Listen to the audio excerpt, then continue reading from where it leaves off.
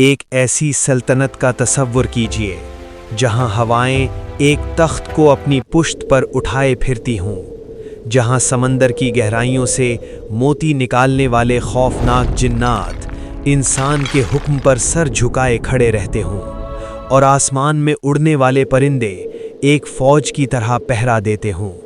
یہ کوئی طلسمی کہانی نہیں، یہ تاریخ کی وہ واحد بادشاہت تھی جس کی مثال آج تک پیدا نہیں ہوئی۔ یہ حضرت سلیمان علیہ السلام کی بادشاہت تھی۔ ایک دن دربار سجا ہوا تھا۔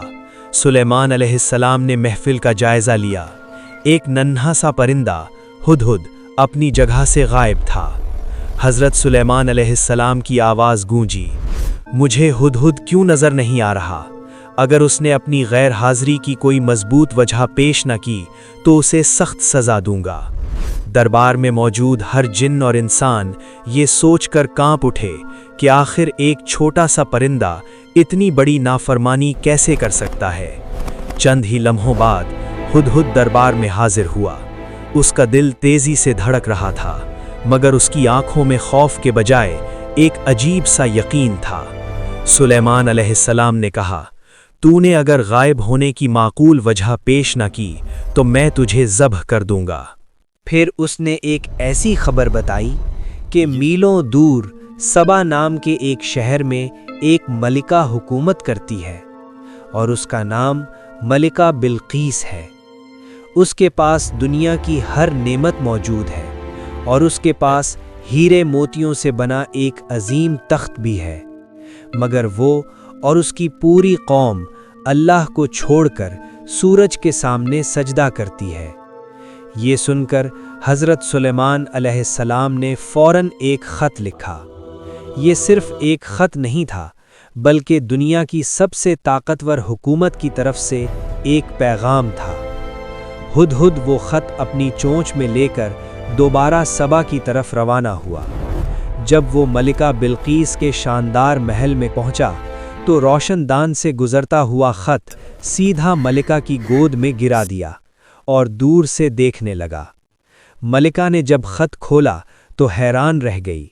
اس کی ابتدا بسم اللہ الرحمن الرحیم سے ہوتی تھی۔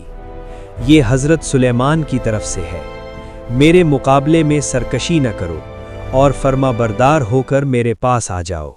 ملکہ بلقیس نے فوراً ہنگامی مجلس بلائی۔ سب جنگ کے لیے تیار تھے۔ ہم سلیمان کی اینٹ سے اینٹ بجا دیں گے۔ لیکن ملکہ عقل مند تھی۔ اسے معلوم تھا کہ جب کوئی طاقتور بادشاہ کسی شہر میں داخل ہوتا ہے تو وہاں تباہی پھیل جاتی ہے اور عزت والے لوگ ذلیل ہو جاتے ہیں۔ اس نے جنگ کے بجائے حکمت کا راستہ اختیار کیا۔ اس نے ایک ایسا امتحان تیار کیا جو کسی بھی دنیاوی بادشاہ کو لالچ میں اندھا کر سکتا تھا۔ اس نے بے شمار سونا، قیمتی جواہرات اور ایک نایاب شفاف موتی بھیجا جس میں کوئی سوراخ نہیں تھا۔ پیغام یہ تھا، اس موتی میں بغیر لوہے کے اوزار اور بغیر آگ کی حرارت کے سوراخ کیا جائے۔ یہ بظاہر ناممکن کام تھا۔ تحفوں سے لدے اونٹوں کا قافلہ صحرا کو چیرتا ہوا یروشلم کی طرف روانہ ہوا۔ قاصدوں کو یقین تھا کہ وہ اپنی بے پناہ دولت سے اس بادشاہ کو خرید لیں گے، لیکن جیسے ہی وہ حضرت سلیمان علیہ السلام کی سلطنت میں داخل ہوئے، ان کے قدم رک گئے۔ وہاں صرف انسان ہی نہیں تھے، خوفناک جنات اور پرندوں کے لشکر بھی اس فوج کا حصہ تھے۔ ان کی لائی ہوئی بے قیمت دولت وہاں کی عام دھول کے برابر لگ رہی تھی۔ جب تحفے دربار میں پیش کیے گئے تو حضرت سلیمان علیہ السلام نے ان کی طرف نظر اٹھا کر بھی نہ دیکھا۔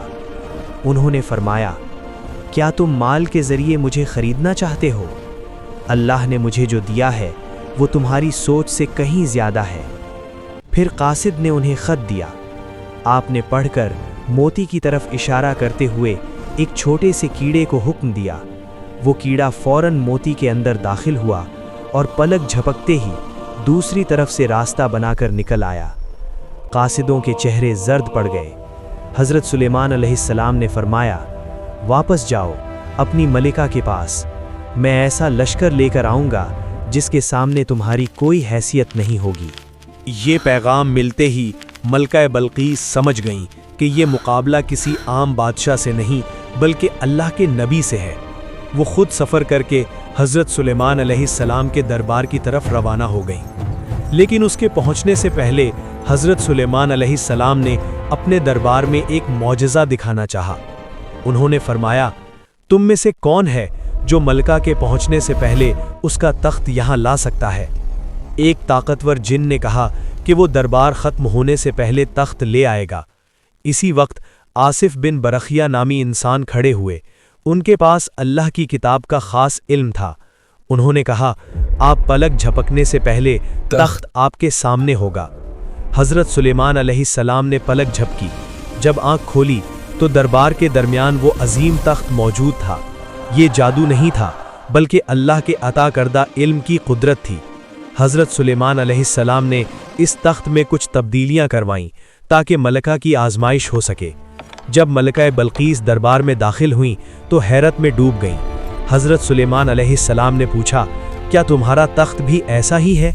मलका ने गौर से देखा और कहा, यह बिल्कुल उसी जैसा लगता है। फिर हज़रत सुलेमान अलैहिस्सलाम ने उसे अपने एक ख़ास महल में आने को कहा। ये महल जिन्नात ने शफ़ाफ शीशे से बनाया था। फर्श इतना साफ था कि उसके नीचे बहता हुआ पानी और मछलियां साफ नजर आती थीं। जब मलिका दरवाजे पर पहुंची तो उसे लगा कि सामने पानी है। कपड़े भीगने के खौफ से उसने अपना लिबास थोड़ा ऊपर उठा लिया। हज़रत सुलेमान अलैहिस्सलाम मुस्कुराए और फरमाया, ये पानी नहीं बल्कि शीशे का फर्श है। इसी लम्हे मलिका को अपनी गलती का एहसास हो गया। अगर वो शीशे और पानी में फ़र्क न कर सकीं तो फिर सूरज और उसके खालिक में फ़र्क कैसे कर सकती थीं? उसने फ़ौरन ऐलान किया, ऐ मेरे रब, मैंने अपने आप पर जुल्म किया। अब मैं हकीकी रब्बुल आलमीन के सामने सर झुकाती हूँ। ये सिर्फ एक सल्तनत की नहीं बल्कि एक रूह की फतह थी। वक्त गुजरता गया और हज़रत सुलेमान अलैहिस्सलाम की हुकूमत मज़ीद मजबूत होती गई। उन्होंने मस्जिद अक्सा और अजीम इमारतों की तामीर का हुक्म दिया। जिन्नात दिन रात काम में मसरूफ़ रहते थे, लेकिन हर इंसान की तरह उनका वक्त भी मुकर्रर था। एक दिन वो अपनी लाठी के सहारे खड़े होकर जिन्नात के काम की निगरानी कर रहे थे। अचानक इसी हालत में उनका इंतकाल हो गया। जिन्नात समझते रहे कि वो जिंदा हैं और उन्हें देख रहे हैं। हत्ता के कई दिन गुजर गए। फिर अल्लाह के हुक्म से एक कीड़े ने उनकी लाठी को अंदर से खोखला कर दिया। लाठी टूट गई और हज़रत सुलेमान अलैहिस्सलाम का जिस्म ज़मीन पर गिर पड़ा। तब जाकर जिन्नात को मालूम हुआ कि वो वफ़ात पा चुके थे। इसी वाक़े से दुनिया पर यह हकीकत वाज़े हो गई कि गैब का इल्म सिर्फ़ अल्लाह के पास है। वही है जो परिंदों की ज़ुबान सिखाता है, हवाओं को हुक्म देता है और मौत को भी अपनी कुदरत की एक खामोश निशानी बना देता है। इस वाक़े से हमें सबक मिलता है कि इंसान जितना मर्जी ताकतवर क्यों ना हो, मौत उसे आनी ही है। अल्लाह से दुआ है कि हमारा भी खात्मा ईमान पर हो। आमीन। वीडियो पसंद आए तो लाइक करें, शेयर करें और चैनल को सब्सक्राइब करना न भूलें।